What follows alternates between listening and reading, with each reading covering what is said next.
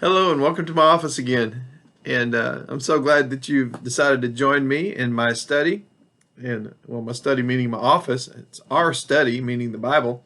And sorry, I just got a little distracted.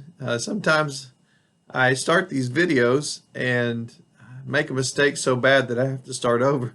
And today was one of those. And I got myself a little tickled. So I'll try to compose myself and get started. It's very important that when you video that you laugh at yourself. And let's just say that over the last few weeks in doing these, I have had a lot of laughs. And I'm just glad that most of you are not here and sharing those with me. So anyway, I am glad that you're here and have chosen to study God's Word with me. Just a couple of reminders that we are going to try to do Sunday school here in a couple of weeks. September the 13th, and I said I'd give you more details as we got closer. Well, it's getting closer, so I do want to give you some details. We'll get my bulletin here so that I don't give you the wrong details.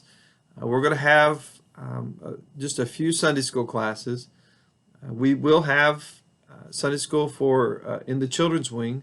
We're going to have the one Sunday school class, and I believe that's going to be Jeremy and Hannah. I'm going to teach that, Jeremy and Hannah Baxter. We're going to have couples class in the sanctuary, and Bill Witten's taking care of getting teachers for that. We're going to have a ladies class in the choir room, and the ladies class is going to be taught by Judy Sterrett, Brenda Hensel, and Shay Cole. So there's going to be quite a few teachers in there, which would give those teachers a break, but they're going to be in the choir room. We'll have a men's class. They'll be in what we call the double room. It's where the 30 to 55 class has been meeting. So if you're going down the adult hallway, it's on the right-hand side. In that men's class, I'm going to teach it to start with. We'd love to have somebody else teach that as well, but I'm going to teach that. And then we'll also, well, actually, I think that's it. That's the only ones that are formally meeting. I know that some other classes have discussed meeting themselves, but those are the formal ones. We'll also keep the youth boys, Mike Smith and Michael Birthright will teach that there in the foyer, and then the girls will be taught at the very end of the hallway on the right, in their regular classroom by Tammy Shrewsbury. So that's the plan, and that is in the bulletin. So where those classrooms are being met or will be meeting, and I'll answer any questions you have about that, but at least you know where they're going to be at, and that does begin on the 13th. New Sunday school material will be available this coming Sunday. It's all in, so if you want to go ahead and get your Sunday school books, because we do start a new study in Isaiah next week by video. And if you choose not to come to Sunday school class, that's okay. Well, I'll continue to do the videos, and just don't listen to the video and then come to Sunday school class, because you'll get pretty much the same thing. But I will not release the video until Sunday morning, because it will be pretty much the same thing. So you'll get this video a little bit later in the week. But I will continue to do these just like we have been doing them. It's just that we're going to try to get back to a little bit of a normal Sunday school class, but try to be able to still spread out and keep our social distance. We've been very blessed that we haven't had an outbreak here, and we want to keep it that way. So nonetheless, if we got questions, contact me and talk to me at church, do whatever. But let's do our best to make sure that we are doing things the right way. So if you got any questions, let me know. Otherwise, let's dive into our Sunday school lesson. We're going to be the last part of our study in the Song of Songs, And like I said, next week we start in Isaiah. But today, Song of Songs, chapter 5, verses 6 through 16. We have skipped quite a bit because we were in chapter 3 through verse 6, I think it was. It's been a week, so I don't remember. But yeah, verse 6, maybe in verse 5. But we're going to be in chapter 5, verse 5 through, or verse 6 through 16. And this, we're at a point now where the bride and the groom have gotten married. They're in a little bit different stage of life, if you will. And so their relationship has changed a little bit. And there's, your Sunday school lesson talks about this being investment, a relational investment. So they're investing each other now. And it's a little bit different place in life.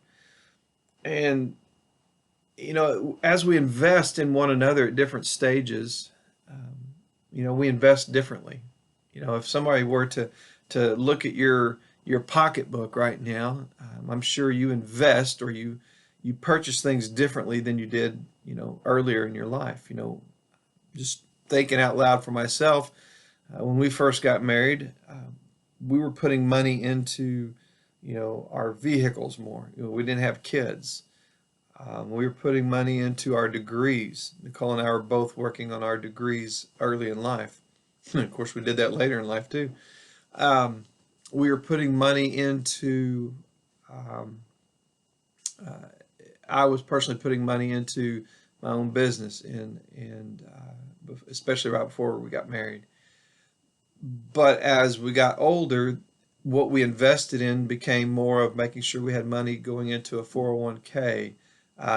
We started having children. We put money into their college funds, into them. Now that the kids, 3 out of the 4 are out of the house, 2 are in college, 1's in med school. Don't worry about the med school kid, he's on his own.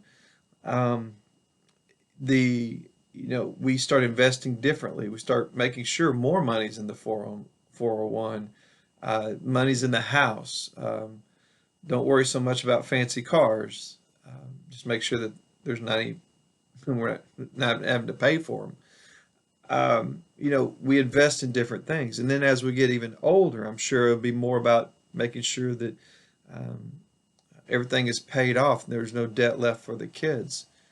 But one thing that remains consistent in what we're investing in from the very beginning to now and will be in the future is that we're investing in each other, investing in Nicole and me, us and the kids, hopefully, you know, grandkids down the road, you know, whatever, but in each other. And that's really where this lesson is going, is talking about you can invest in things and different things along life, but you always should invest in people.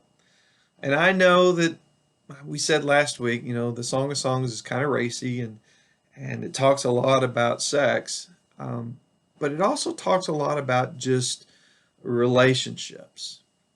And those that want to see it as a book on sex will see it that way. But it's also a very emotional book about how and what our relationship looks like intimately. And I'm not talking about a sexual relationship. I'm talking about intimacy. And that's a different thing. We are to have an intimate relationship with God. It has nothing to do with sex. We're to have an intimate relationship with God that is deep.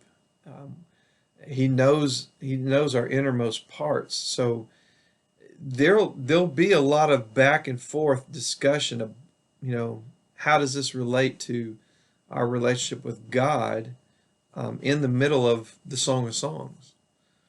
And you're like, I didn't think that's what this book was about, but it absolutely 100% is.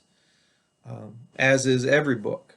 Every book in the Bible has that caveat of our relationship with God, and this one's no different. So I'm going to read. This isn't part of your Sunday school lesson, but it starts in a very awkward place with verse 6. So I want to read the chapter 5, verse 1. And it's actually where the he in the relationship is talking because, and I don't know if they skipped it because of the raciness of it, uh, but we need it as background.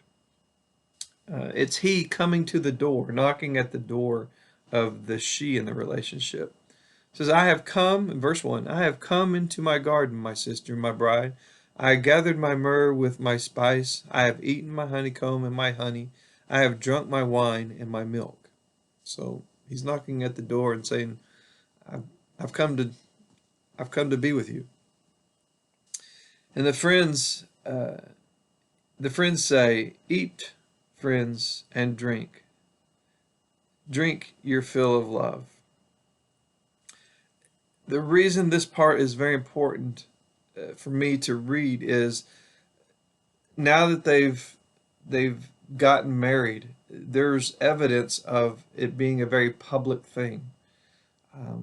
There's witnesses to the wedding. There's witnesses to the relationship. They've consummated their marriage. Marriage is not a private thing, especially for Solomon being a king. Um, there's a point where even how they behave and act, it is a very public thing. I mean, that's why we have wedding ceremonies. The witnesses play a role in this, and so this first verse actually demonstrates how public a marriage is.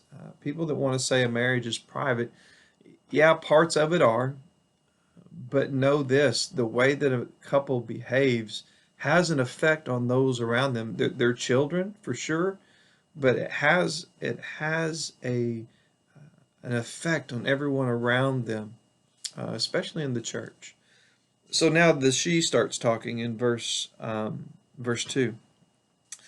I slept, but my heart was awake. Listen, my beloved is knocking.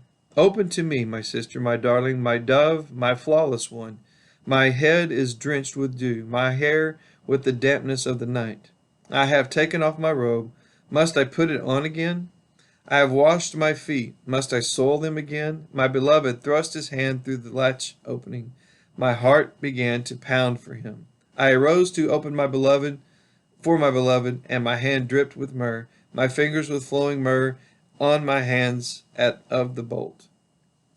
So she hesitates, is a good word to put there. She hesitates to open the door because she's already gotten ready for bed. She's already washed her feet. She doesn't really want to get up. And she finally says, I guess I will. And she goes to the door. She opens it up after hesitating a long way. It's not always convenient. Relationships are not always convenient. It's not what you necessarily want to do, whatever it is. Now, it's obvious. I don't think I have to go into detail since we're adults about what's going on here, but it doesn't necessarily have to be a sexual connotation here. It can be anything. Honey, can you go get me this? Honey, can you do this for me? Honey, this weekend we got to go do this. It can be anything. Relationships are not always convenient. So put that into this situation. And she says, I really don't want to do this. But she finally makes the decision to do that. So she says in verse 5, I arose and went to the door. So verse 6 is where our Sunday school lesson starts. And it finally says, in verse 6 through 8 is the first section of your Sunday school lesson. I opened for my beloved, but my beloved had left. So basically, she waited too long to answer the door. And I got tired of waiting, the guy says, basically. I opened for my beloved, but my beloved had left. He was gone. My heart sank at his departure. I looked for him, but I did not find him. I called him, but he did not answer. So verse 6 essentially says, I went to the door, and I had a little bit of guilt. I had a little bit of, even a little bit of remorse. We'll find out here in just a second. But I was sad because I didn't get to the door in time. And I think she was sad because it was her fault. She hesitated. It's one thing when you trip over yourself to go answer the phone, or you trip over yourself to go get to the door, and you get there and it's like, oh shoot, I didn't get there in time. But she's sad because she knew she hesitated. She was sad because she missed the opportunity and it was her own fault. And folks, we do that. We do that in relationships with our spouses. We do that in relationship with our kids. We do that in relationships with friends. We do that when we have a missed opportunity to share the gospel. I know a lot of people have done this, me included. You get back in your car and you drive off and you're like, man, I really should have shared the gospel with that person. Or somebody has passed away and you wonder, did they know the Lord? Too late now. So, as I said at the onset of this is more than just a talking about sex between a husband and a wife. There's a lot of good application in this. Verse 7, the watchman found me. The watchman or guard, some of your versions say. The guards found me as they made their rounds in the city. Now, if you remember from last week, there was a very similar discussion in chapter 3. Whether it was a dream or it was a real happening. She was out searching for her fiance at the time, and the watchman. There was a good experience. Hey, have you run across my fiance? Have you run across my man? And nothing really happened. Well, now this is a similar thing. Is it a dream? Is it a real occurrence? That's really not the point of discussion today. Maybe for another time. But she's run into these same people. But listen to what happens this time. The watchmen found me as they made their rounds in the city. They beat me. They bruised me. They took away my cloak. Those watchmen of the walls. This time, she had a bad experience with him. Again, whether it's a dream or it's a real occurrence is not the issue here. As she was looking for her husband this time, the watchman actually took advantage of her. So her hesitation to fulfill the needs or to answer the call of her husband led to a poor decision on her part to go try to find her, and now she's gotten into a bad situation. Many times our hesitation causes us to make then another bad decision. One decision leads to another. Now we could take this as a literal example of, and this could be men or women, so don't hassle me about my example here. But think about this: a woman is in a relationship. And the needs, the physical needs aren't met, and so either the man or the woman goes and tries to get their needs met and outside of that marriage, and then bad things happen, either abuse or guilt or something else. An arrest is made. This is a biblical example of what can happen. A bad decision of a poor relationship at home, a hesitation at home, leads to decisions that go to outside of marriage activities, and then something happens. Now again, this could be a dream or it could be an actual event. But the point is, one bad decision leads to another bad decision, and it doesn't wind up good or well for this woman. So she makes a plea in verse 8. Daughters of Jerusalem, I charge you, if you find my beloved, she's still deeply in love with this man. What will you tell him? Tell him I am faint with love. So even though she's made a bad decision, even though she's in a bad place in her life, she's still madly in love with him and says, please tell him I need him back. So there's the remorse I was alluding to earlier in the presentation. In this scenario, the husband didn't wait around. He knocked on the door. She didn't come, and he left. And then she had to track him down. And we know later that they get back together. But that's not God. If if if we ignore God, God doesn't go away. Um, he may cause us to go through some trials, but He'll always be there. So that, although there's a lot of similarities in our relationship with God in this story, that is one that is not a similarity. If we have a remorse and we say, God, I messed up, and we seek Him, the difference in this story and our relationship with God is if we seek Him, He'll be there with open arms. So I didn't want that illustration to go too far in our relationship with God. If it is a relationship with a person, sometimes we will have to seek, and there will be some differences there, but not with God. He'll be there waiting for us. In verse 9, this appears to be the friends. Remember, we said there were some characters last week, and there's a he and a she and a narrator possibly, and then some friends. Whether it was young men, young women, there's some debate for that. But here's the friends. In verse 9 it says, How is your beloved better than ours? Most beautiful of women. How is your beloved better than others? That you so charge us. She had charged them, hey, tell this wonderful man that I'm still looking for him. Tell him that it's me that's looking for him. So they charge back to her. What makes him so special? Why should we tell him that? If he's gone, find yourself another person. They're almost being a kind of a devil's advocate in this situation. Now, again, kind of looking at this from a poetic stance, did this really happen? It's kind of strange that a conversation would be in the middle of the street. So, kind of question whether it's really happening. Is it just a poet making something up? Is it a poetic device to just get us to thinking? Again, that doesn't really matter, because what Solomon is doing here is actually pretty brilliant, because he's causing us to stop and think, what is it that's so special about this person?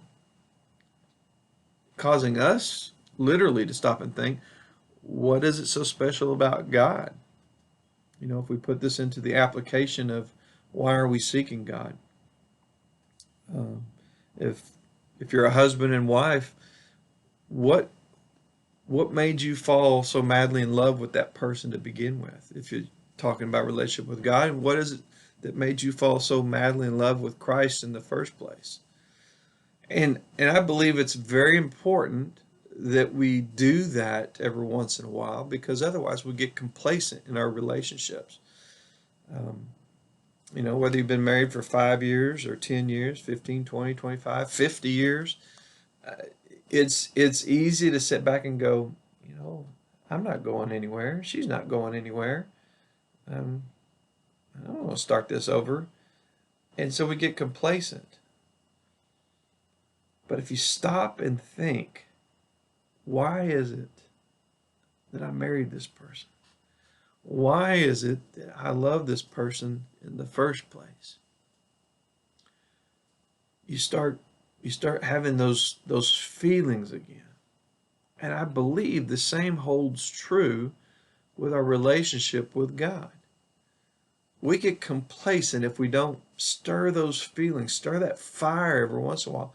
What is it that drew me to God, that drew me to Christ so long ago? For me, I could still go back, and that's why we as Baptists say, do you remember a time when you accepted Christ? This is one of the reasons right here. I remember that moment. I remember the surroundings. I remember what was going on. And every time I go back to that day, every time, I'm like, that was powerful. And even now, It will cause a tear in my eye because I think about not only that day, but how far we have come. And I say we because it's me, it's Nicole, it's our kids, it's my career, it's being here. It's overwhelming. We can do that with our relationships with people. We can do that with our relationship with God. And so the author is using, whether, again, it's a poetic device, whether it was a real conversation, it really doesn't matter. Theologians, they can argue about this. These people are telling this woman, think about it. What's so special about your man? And she's fixing to lay it on him. But at the same time, she's fixing to recall to herself and remember and cause her to say, you know what, I'm going to get up and answer that door a whole lot faster next time. I'm not going to hesitate next time. And let me tell you why. So she does. In verses 10 through 16, I'm going to tell you why my man is so special. That's her talking, not me. Just want to clarify. She says, my beloved, or my lover, in some translations, is radiant and ruddy, outstanding among 10,000. So she compliments his strength. So she's going to name off a lot of physical characteristics here, which that's one category. So physical characteristics. First one, his strength. Verse 11, his head is purest of gold. His hair is wavy and black as a raven. His hair.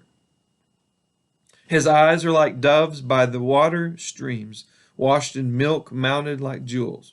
I don't take that as a compliment, but evidently she likes his eyes. His cheeks are like beds of spice, yielding perfume. His lips are like lilies dripping with myrrh. So his cheeks, his lips, again, more physical attributes. His arms are rods of gold set with topaz. His body is like polished ivory, decorated with lapis lazuli. She likes his arms. She likes his body. Now she's getting very descriptive. Not as descriptive as he was back in chapter 4. I'm just praising God we didn't read chapter 4 today. You read chapter 4 and you'll understand what I'm talking about.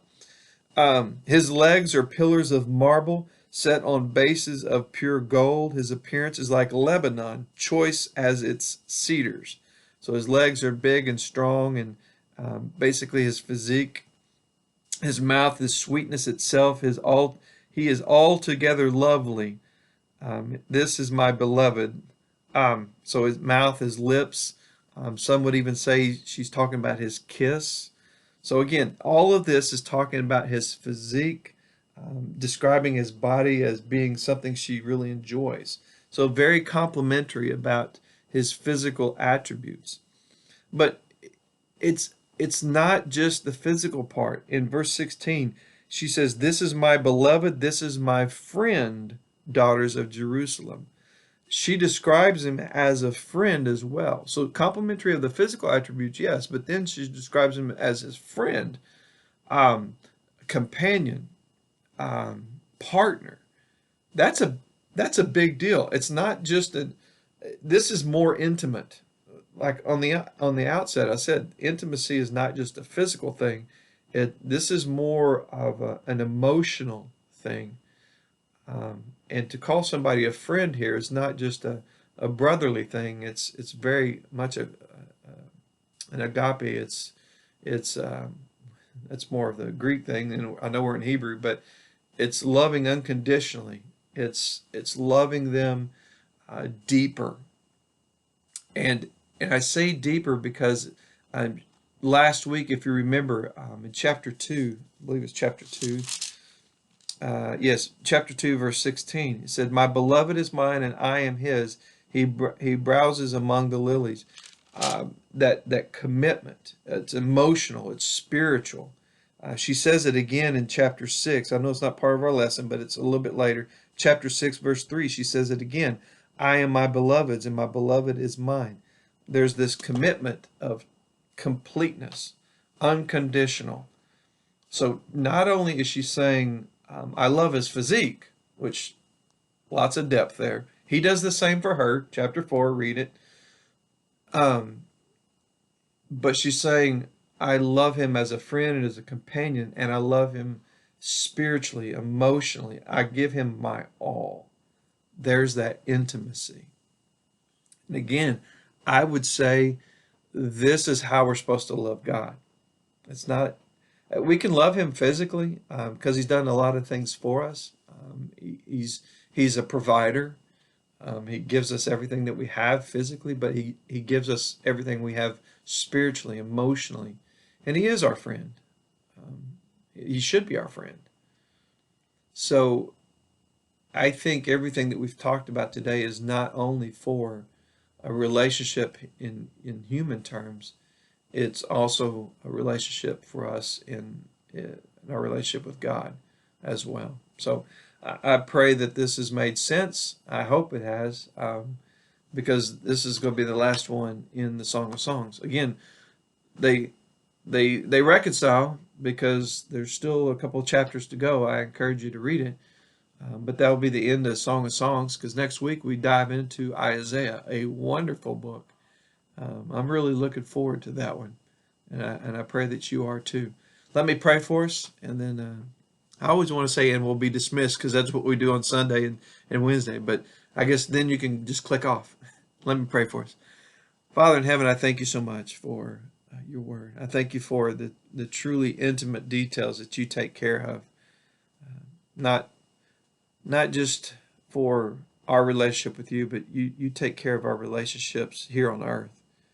And Father, I pray that each one that has chosen to listen to this lesson will listen to it carefully and see how detail-oriented you truly are.